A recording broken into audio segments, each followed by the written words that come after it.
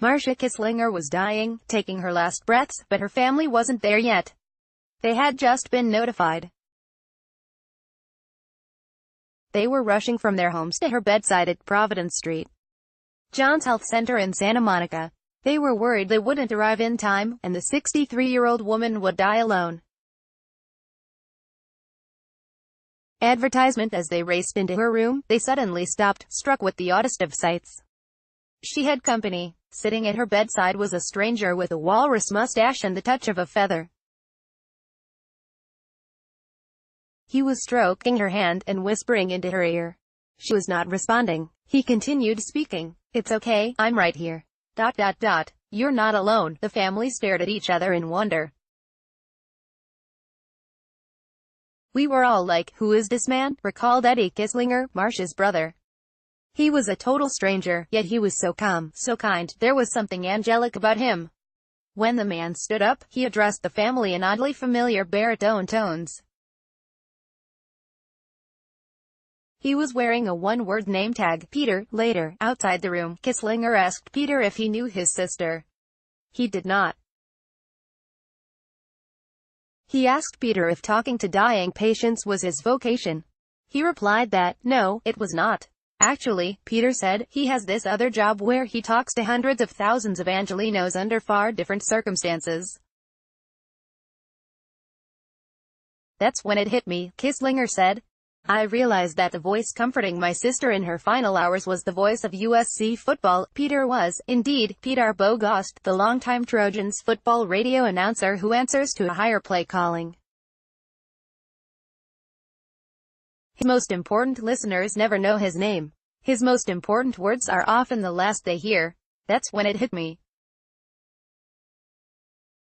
I realized that the voice comforting my sister in her final hours was the voice of USC football. Eddie Kisslinger, share quote. John's No One Dies Alone program, a nationwide service that offers companionship to dying patients. If a terminally ill patient's family is not immediately available, or if they have no family, Bogost is one of about 50 volunteers who might be summoned to their bedside. He spends as many as 4 hours comforting them. He sits at their shoulders, believing they can still hear. He lightly strokes their arms or pats their backs, hoping they can still feel.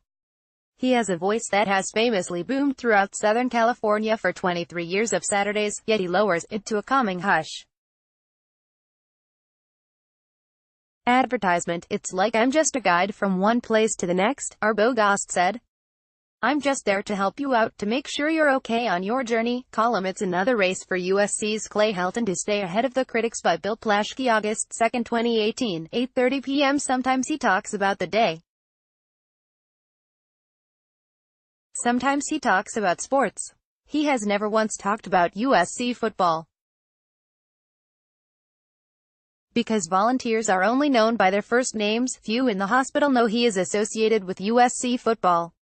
Often, Bogost reads words of inspiration culled from books he collects just for these occasions, from the works of writers such as Henry Van Dyke and Howard A. Walter. Things a man must learn to do, if he would make his record true: to love his fellow men sincerely, to act from honest motives purely. I would be true, for there are those who trust me. I would be pure, for there are those who care. During his 10 visits in the last several years, no patient has died while Bogost was in the room. Some have died shortly after he left. He sometimes walks away feeling as depleted, as if he had just left the Coliseum after calling a USC game against Notre Dame. The fact is, no one should die alone. That would be horrible. This is for them. Peter Bogost, share quote. But it's not about me. It's not for me. The fact is, no one should die alone. That would be horrible. This is for them. Even if they don't know we're there, we're there. That has been a mantra for Bogost's life, one that could be in the brightest spotlight but does its best work in the shadows. Bogost has been the radio announcer for more USC football games than anybody, passing the great Tom Kelly after Kelly began splitting his time between television and radio. He's become an iconic figure in USC sports history, said John Jackson, his partner in the booth. He's a broadcasting icon whose full-time job is not in broadcasting. He is the director of youth sports for the Santa Monica YMCA. When he's not providing the soundtrack for USC football games, for which he is paid on a per-game basis, he runs recreation basketball leagues and chaperones kids at summer camps. I remember telling my dad about this, and he's like, "Wait, Pete Arbogast works for you," said Erica Elsfeld, the YMCA's Youth and Family Department director. "I am very surprised he would do this, but he's always giving back to the community. People around here know him for that." Arbogast has always worked at local YMCAs, nearly a dozen, because he grew up around the Hollywood YMCA and saw how the experience could change people. He was molded by the city, Los Angeles John Marshall High, Los Angeles Community College, USC, and wants to pay it forward. USC's Damon Ross Street. Brown looks comfortable on Coliseum stage in Cardinal and Gold by J. Brady McCullough. August 9, 2018, 8:20 p.m. Pete has such a good, strong and generous heart, said Tim Tessalone, USC's sports information director. Arbogast has to be the only Southland broadcaster who also occasionally does public address announcements for football games at his former high school, and referees YMCA youth games when nobody else is available. The other night, he even threw out the first pitch at a Little League playoff game, which perfectly illustrates a low-key lifestyle that includes living in a small, rented Venice apartment with his wife, Jenny, and driving a Pontiac Vibe with 220,000 miles on it. "I've always been lucky in having my dream USC job, but never been lucky in money. I never really had any," he said. "But I'm okay. I'm good.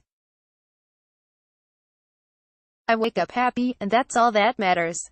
When I'm done, I'm going to look up and say that was all great stuff." Pete has such a good, strong and generous heart. Tim Tessalone, USC Sports Information Director, share quote. Arbogast became a volunteer after answering an ad in the Santa Monica Daily Press. He would still be serving anonymously if not for an email from Eddie Kisslinger, who thought his family's surprise should be shared. "He's not Pete the USI guy, he's just a gentle, compassionate giant named Peter," said Aaron Pickerel, a volunteer coordinator at Providence St. John's. "He brings this calmness, this assurance. You can feel his presence." Pickerel once walked into a room where Arbogast was talking softly to a patient while lightly holding his hand. She remembers his words exactly, the words of a football announcer calling a play that carries a soul. Advertisement, "You're not alone, buddy. I'm right here."